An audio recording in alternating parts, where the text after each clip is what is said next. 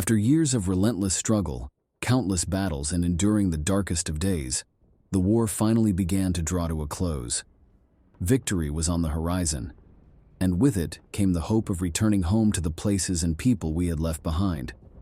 Hank, Marc, and I had weathered the storms of war together, and the bonds of brotherhood that had formed between us remained unbreakable. As the war neared its end, we clung to the dream of making it home, of seeing our families again, and of finding solace in the embrace of loved ones. The news of the impending ceasefire brought a sense of relief that was almost surreal. We had become so accustomed to the constant threat of danger that the idea of peace felt like a distant dream, but it was real, and it was happening.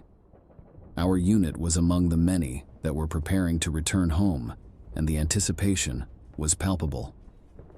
We packed our belongings, folded our uniforms, and polished our boots one last time. The thought of stepping onto American soil once more filled us with a sense of longing that was almost overwhelming. As we boarded the transport plane that would carry us back to the United States, the faces of my comrades reflected a mixture of emotions: joy, relief, and a touch of sadness for the friends we had lost along the way. But above all, there was a shared sense of hope, a belief that we had played a part in a greater cause. The journey home was a blur of emotions and anticipation. The plane touched down on American soil, and as we disembarked, the sight of the American flag waving in the breeze brought tears to our eyes.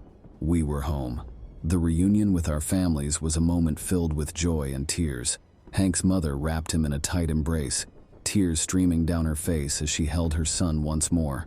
Marc's family gathered around him, their smiles lighting up the room, and my own family welcomed me home with open arms and tearful eyes. As the days turned into weeks, we began the process of reintegrating into civilian life.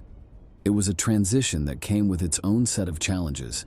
The memories of war still haunted our dreams, and the adjustment to the quiet rhythms of everyday life took time. Hank returned to his family's ranch in Texas, and he wasted no time in firing up the barbecue. We gathered around, savoring the taste of home-cooked meals and sharing stories of our experiences during the war. The laughter that echoed through the ranch was a testament to the resilience of the human spirit. Marc returned to the red mesas of New Mexico, and he took us on a journey through the desert landscape that had always held a special place in his heart. We explored ancient ruins, hiked through rugged canyons, and marveled at the beauty of the land that had shaped him. As for me, I returned to my family in Illinois, and the simple pleasures of home became a source of immense comfort. I watched my little sister Sarah as she played in the backyard, her laughter filling the air like music. My parents and I shared meals together, and the warmth of their love enveloped me like a soothing embrace. But the echoes of valor that had brought us together during the darkest of times remained with us. We couldn't forget the comrades we had lost, the battles we had fought, and the sacrifices we had made.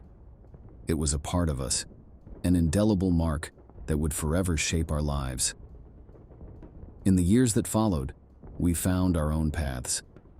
Hank continued to run the family ranch, Marc pursued a career in conservation to protect the landscapes he loved, and I became a teacher, sharing the lessons of history and the importance of peace with a new generation. But our bonds of brotherhood remained strong. We gathered regularly, whether it was in the wide-open spaces of Texas, the red mesas of New Mexico, or the quiet suburbs of Illinois. We shared the joys of life, the challenges we faced, and the enduring friendship that had seen us through the worst of times.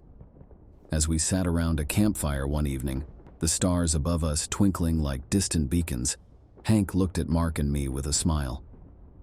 "You know, fellas, we've come a long way from those battlefields in Europe, but the echoes of valor that brought us together have never faded. We're more than friends, we're brothers." Marc nodded in agreement, and I couldn't help but feel a deep sense of gratitude. The war had tested us in ways we could never have imagined, but it had also forged bonds that transcended time and distance. We were soldiers of the Allied forces, bound not only by duty, but by the enduring bonds of brotherhood. And so, as we sat together that evening, sharing stories and laughter, we knew that the echoes of valor would always resonate in our hearts. They were a reminder of the courage to protect one another, to face the unknown, and to continue the fight for a better world. Through the trials and tribulations of war, we had found strength in each other, and that was a bond that nothing could ever break.